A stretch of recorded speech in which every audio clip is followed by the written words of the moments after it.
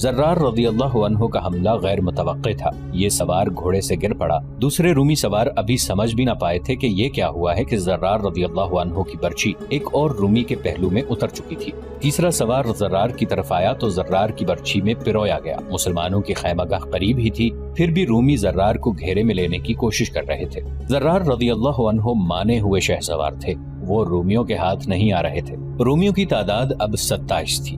زرار بھاگ نکلنے کی بجائے انہی میں گھوڑا دوڑاتے اور پینترے بدلتے پھر رہے تھے۔ ان کی برچی کا کوئی بار خالی نہیں جاتا تھا۔ واقدی اور طبری نے لکھا ہے کہ زرار نے برچی کے ساتھ ساتھ تلوار بھی استعمال کی تھی۔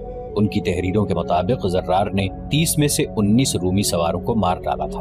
زرار کو زد میں لینے کی کوشش میں رومی مسلمانوں کی خیمہ گاہ کے اور قریب آ گئے تھے۔ بہت سے مسلمان سوار زرار رضی اللہ عنہ کی مدد کو پہنچنے کے لیے تیار ہونے لگے۔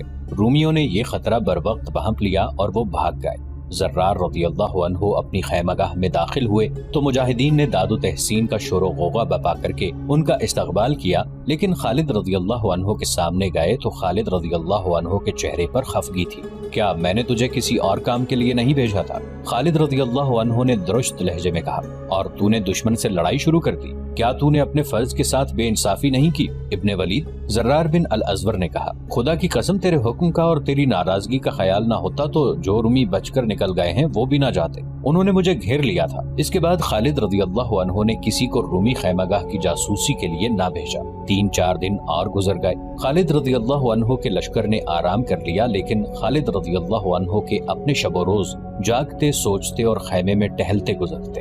اپنے سے 3 گنا طاقتور فوج کو شکست دینا تو ذرا دور کی بات ہے، اس کے مقابلے میں اترنا ہی ایک بہادری تھی۔ لیکن خالد رضی اللہ عنہ فتح کے سوا اور کچھ سوچ ہی نہیں سکتے تھے۔ وہ ہر شام سالاروں اور کمانداروں کو بلا کر ان سے مشورے لیتے اور ہدایات دیتے تھے۔ رومی کیمپ میں کچھ اور ہی صورتحال پیدا ہو گئی تھی۔ ان کے سالار قبقلار کا حوصلہ جواب دے رہا تھا۔ متعدد مورخوں نے خصوصاً واقدی نے یہ واقعہ تفصیل سے لکھا ہے۔ میں بڑا ہی خوش قسمت ہوتا اگر میں مسلمانوں کی فوج سے دور رہتا۔ قبقلار نے اپنے سالار اعلیٰ وردان سے کہا، ایسے نظر آ رہا ہے کہ وہ ہم پر غالب آ جائیں گے۔ ایسی بے معنی بات آج میں پہلی بار سن رہا ہوں۔ وردان نے کہا، کیا ایک آدمی کبھی 3 آدمیوں پر غالب آیا ہے؟ ایسا کئی بار ہوا ہے۔ قبقلار نے کہا، ہاں ایسا کئی بار ہوا ہے۔ وردان نے کہا، اور وہ تم جیسے 3 آدمی تھے جو میدان میں اترنے سے پہلے ہی حوصلہ ہار بیٹھے تھے۔ کیا وہ ایک آدمی نہیں تھا جس نے ہمارے 30 میں سے 19 سواروں کو مار گرایا ہے؟ قبقلار نے کہا، 30 سوار ایک سوار پر غالب نہیں آ سکے، وہ سپاہی تھے، بزدل تھے۔ وردان نے کہا، تم سالار ہو، تم یہ بھی بھول گئے ہو کہ میدان جنگ میں بزدلی کی سزا موت ہے۔ لیکن مجھے یہ بتاؤ کہ تمہیں ہوا کیا ہے؟ کیا تم پر مسلمانوں کا جادو چل گیا ہے؟ جب سے ایک مسلمان نے ہمارے 30 آدمیوں کا مقابلہ کیا اور 19 کو مار گرایا ہے، میں سوچ میں پڑ گیا ہوں کہ اس ایک آدمی میں اتنی طاقت اور اتنی پھرتی کہاں سے آ گئی تھی؟ سالار قبقلار نے کہا، میں نے ایک عربی عیسائی کو مسلمانوں کے کیمپ میں بھیج رکھا تھا۔ وہ 3-4 دن مسلمان بن کر ان کی خیمہ گاہ میں رہا۔ کل وہ واپس آیا ہے۔ اس نے جو کچھ بتایا ہے اس سے مجھے پتا چلا کہ ان کی طاقت کیا ہے۔ اس نے کیا بتایا ہے؟ وردان نے پوچھا۔ میں اسے ساتھ لایا ہوں، قبقلار نے کہا، ساری بات اسی سے سن لیں۔ جاسوس کو بلایا گیا۔ وردان نے اس سے پوچھا کہ مسلمانوں کی خیمہ گاہ میں اس نے کیا دیکھا ہے۔ سالار اعلیٰ کا رتبہ قیصر روم جتنا ہو۔ جاسوس نے تعظیم سے کہا، میں نے اس خیمہ گاہ میں عجیب لوگ دیکھے ہیں، وہ جو اپنے آپ کو مسلمان کہلاتے ہیں، ہم جیسے نہیں۔ تم اتنے دن ان کے درمیان کس طرح رہے؟ وردان نے پوچھا، کیا تم پر کسی نے شک نہیں کیا؟ میں ان کی زبان بولتا ہوں، جاسوس نے جواب دیا، ان کے طور طریقے جانتا ہوں، ان کے مذہب اور ان کی عبادت سے واقف ہوں۔ وہ اپنی فوج میں آپ کی طرح کسی کو بھرتی نہیں کرتے۔ جو کوئی ان کی فوج میں شامل ہونا چاہتا ہے اپنا ہتھیار اور اپنا گھوڑا لے کر شامل ہو جاتا ہے۔ میں مسلمان بن کر ان کی فوج میں شامل ہو گیا تھا۔ میں نے ان مسلمانوں میں کچھ نئے اصول دیکھے ہیں۔ رات کو وہ عبادت گزار ہوتے ہیں اور دن کو ایسے جنگجو جیسے وہ لڑنے مرنے کے سوا کچھ جانتے ہی نہ ہوں۔ اپنے عقیدے کے تحفظ اور اس کے فروغ کے لیے لڑنے اور جان دینے کو یہ اپنا ایمان کہتے ہیں۔ ان کا ہر ایک سپاہی اس طرح بات کرتا ہے جیسے وہ کسی سالار کے حکم سے نہیں بلکہ اپنی ذاتی لڑائی لڑنے کے لیے آیا ہو۔ وہ سب ایک جیسے ہیں۔ لباس سے سالار اور سپاہی میں فرق معلوم نہیں کیا جا سکتا۔ میں نے ان میں مساوات کے علاوہ انصاف دیکھا ہے۔ اگر ان کے حاکم یا امیر کا بیٹا چوری کرے تو اس کا بھی ہاتھ کاٹ دیتے ہیں۔ اگر وہ کسی عورت کے ساتھ بدکاری کرتے ہوئے پکڑا جائے تو اسے سرعام کھڑا کر کے پتھر مارتے ہیں حتیٰ کہ وہ مر جاتا ہے۔ یہ لوگ اتنے مطمئن ہیں کہ انہیں کوئی فکر اور کوئی پریشانی نہیں ہے۔ سالار اعلیٰ اگر مجھے معاف کر دیں تو میں کہوں، ہماری فوج میں وہ وصف نہیں جو مسلمانوں میں دیکھ کر آیا ہوں۔ مسلمانوں کا کوئی بادشاہ نہیں، ہمارے سپاہی بادشاہ کے حکم سے لڑتے ہیں۔ اور جب دیکھتے ہیں کہ بادشاہ انہیں نہیں دیکھ رہا تو وہ اپنی جانیں بچانے کی کوشش کرتے ہیں۔ مسلمان ایک خدا کو اپنا بادشاہ سمجھتے ہیں اور وہ کہتے ہیں کہ خدا ہر جگہ موجود ہے اور انہیں دیکھ رہا ہے۔ مشہور مورخ طبری نے لکھا ہے کہ قبقلار بول پڑا، میں کہتا ہوں کہ اس زمین کے نیچے چلا جاؤں جس زمین پر ان سے مقابلہ کرنا پڑے، کاش میں ان کے قریب نہ جا سکوں، نہ خدا ان کے خلاف میری نہ میرے خلاف ان کی مدد کرے۔ وردان نے قبقلار سے کہا کہ اسے لڑنا پڑے گا، لیکن قبقلار کا لڑنے کا جذبہ ماند پڑ گیا تھا۔ 27 جمادی الاول 13 ہجری بمطابق 29 جولائی 634 عیسوی کی شام خالد رضی اللہ عنہ نے اپنے سالاروں کو آخری ہدایات دی اور اپنے لشکر کی تقسیم کر دی۔ 28 جمادی الاول 13 ہجری بمطابق 30 جولائی 634 عیسوی کو مجاہدین نے روزمرہ کی طرح فجر کی نماز باجماعت پڑھی۔ سب نے گڑ گڑا کر بڑے ہی جذباتی انداز میں دعائیں مانگی۔ بہت سے ایسے تھے جن کی آنکھوں میں آنسو آ گئے، ان میں سے نہ جانے کس کس کی یہ آخری نماز تھی۔ نماز کے فوراً بعد انہیں اپنے اپنے دستوں کے ساتھ ان جگہوں پر چلے جانا تھا جو ان کے لیے گزشتہ رات مقرر کی گئی تھی۔ سورج نکلنے سے پہلے خالد رضی اللہ عنہ کا لشکر اپنی جگہوں پر پہنچ چکا تھا۔ رومیوں نے یہ سوچا تھا کہ وہ اپنی اتنی زیادہ تعداد کے بلبوتے پر اتنا پھیل جائیں گے کہ مسلمان اتنا پھیلے تو ان کی صفوں میں شگاف پڑ جائیں گے، لیکن خالد رضی اللہ عنہ نے تعداد کی قلت کے باوجود محاذ 5 میل لمبا بنا دیا۔ اس سے یہ خطرہ کم ہو گیا کہ رومی پہلوؤں میں جا کر یا پہلوؤں سے عقب میں جا کر حملہ کریں گے۔ خالد رضی اللہ عنہ نے دوسری دانشمندی یہ کی کہ اپنے لشکر کا منہ مغرب کی طرف رکھا تاکہ سورج ان کے پیچھے اور رومیوں کے سامنے رہے اور وہ آنکھوں میں سورج کی چمک پڑنے کی وجہ سے آنکھوں کو کھول نہ سکے۔ حسب معمول خالد رضی اللہ عنہ نے اپنی فوج کو 3 حصوں میں تقسیم کیا۔ ایک پہلو کے دستوں کے سالار سعید بن عامر تھے، دوسرے کے امیر المؤمنین ابو بکر رضی اللہ عنہ کے بیٹے عبد الرحمن اور قلب کی کمان معاذ رضی اللہ عنہ بن جبل کے پاس تھی۔ خالد رضی اللہ عنہ نے دونوں پہلوؤں کے دستوں کی حفاظت کے لیے یا مشکل کے وقت ان کی مدد کو پہنچنے کا یہ اہتمام کیا کہ ان کے دستوں کے آگے ایک ایک دستہ کھڑا کر دیا تھا۔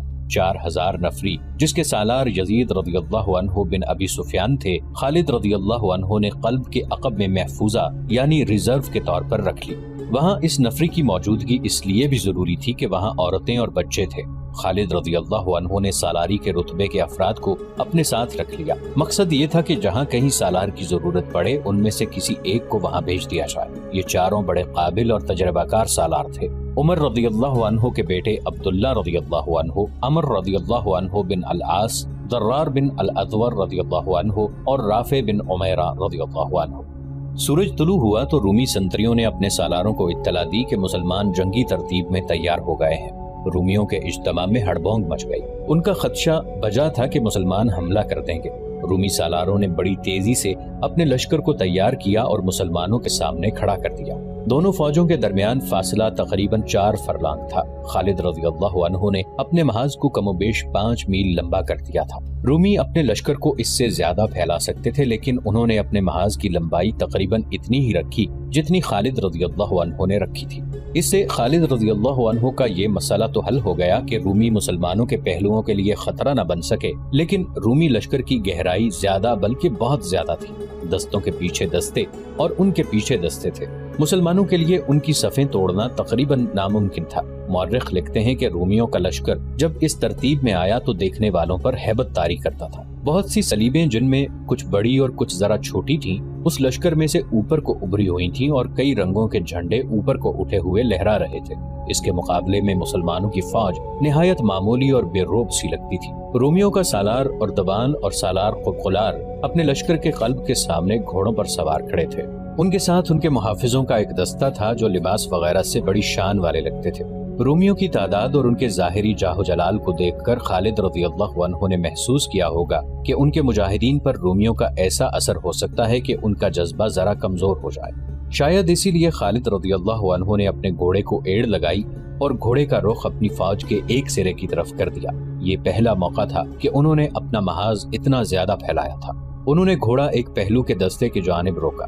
یاد رکھنا کہ تم اس اللہ کے نام پر لڑنے آئے ہو جس نے تمہیں زندگی عطا کی ہے۔ خالد رضی اللہ عنہ نے ایک ہاتھ اور اس ہاتھ کی شہادت کی انگلی آسمان کی طرف کر کے انتہائی بلند آواز میں کہا، اللہ کسی اور طریقے سے بھی اپنی دی ہوئی زندگی تم سے واپس لے سکتا ہے۔ اللہ نے تمہارے ساتھ ایک رشتہ قائم کر رکھا ہے، کیا یہ اچھا نہیں کہ تم اللہ کی خاطر جانیں قربان کر دو؟ اللہ اس کا اجر دے گا۔ ایسا پہلے بھی ہو چکا کہ تم تھوڑے تھے اور تمہارا مقابلہ اس دشمن سے ہوا جو تم سے 2 گنا اور 3 گنا تھا، اور اتنا طاقتور دشمن تمہاری ضرب سے اس طرح بھاگا جس طرح بکری شیر کو اور بھیڑ بھیڑیے کو دیکھ کر بھاگتی ہے۔ رومیوں کی ظاہری شان و شوکت کو نہ دیکھو، شان و شوکت ایمان والوں کی ہوتی ہے، جاہ و جلال ان کا ہے جن کے ساتھ اللہ ہے۔ اللہ تمہارے ساتھ ہے۔ آج اپنے اللہ پر اور اللہ کے رسول صلی اللہ علیہ وآلہ وسلم پر ثابت کر دو کہ تم باطل کے پہاڑوں کو ریزہ ریزہ کرنے والے ہو۔ یہ تو جذباتی باتیں تھیں جو خالد رضی اللہ عنہ نے کی، اور ان کا اثر وہی ہوا جو ہونا چاہیے تھا۔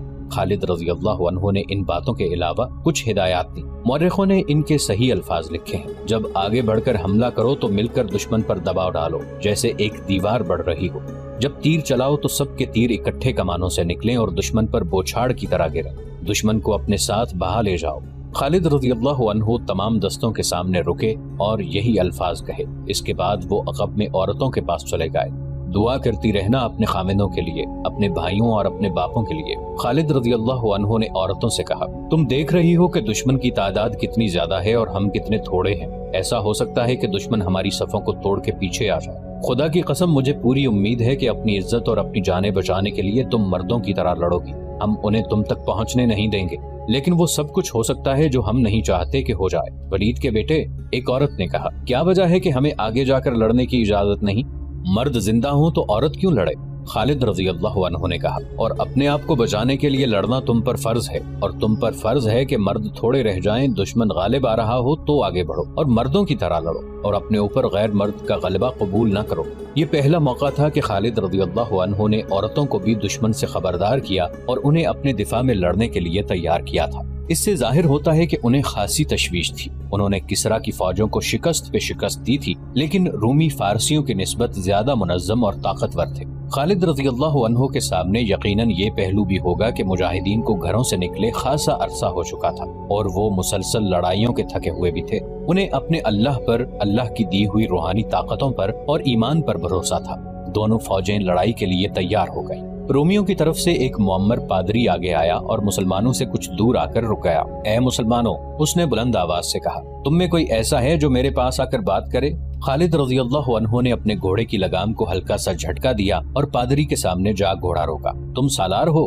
بوڑھے پادری نے کہا، کیا تم میں مجھ جیسا کوئی مذہبی پیشوا نہیں؟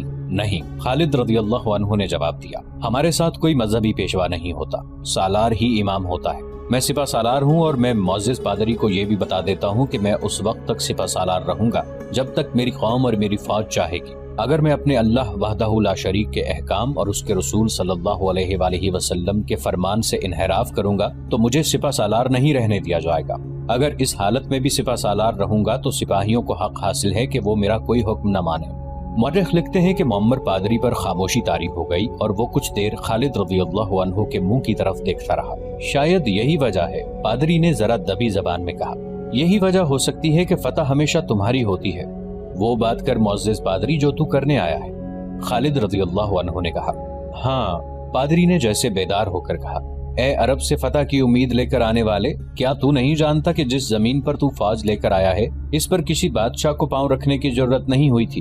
تو اپنے آپ کو کیا سمجھ کر یہاں آ گیا ہے؟ فارسی آئے تھے لیکن ان پر ایسی دہشت طاری ہوئی کہ بھاگ گئے۔ کئی دوسرے بھی آئے تھے، وہ بڑی بہادری سے لڑے تھے لیکن ناکامی اور مایوسی کے سوا انہیں کچھ حاصل نہ ہوا، وہ چلے گئے۔ تجھے ہمارے خلاف کچھ کامیابیاں حاصل ہوئی ہیں، لیکن یہ خیال دماغ سے نکال دے کہ ہر میدان میں فتح تو ہی پائے گا۔ مورخوں کے مطابق خالد رضی اللہ عنہ خاموشی سے سن رہے تھے اور بوڑھا پادری پر اثر لہجے میں بول رہا تھا، میرا سپہ سالار وردان جو میرا آقا ہے تجھ پر کرم اور نوازش کرنا چاہتا ہے۔ پادری کہہ رہا تھا، اس سے بڑی نوازش اور کیا ہوگی کہ اس نے تیری فوج کو کاٹ دینے کی بجائے مجھے یہ پیغام دے کر تیرے پاس بھیجا ہے کہ اپنی فوج کو ہمارے ملک سے واپس لے جا۔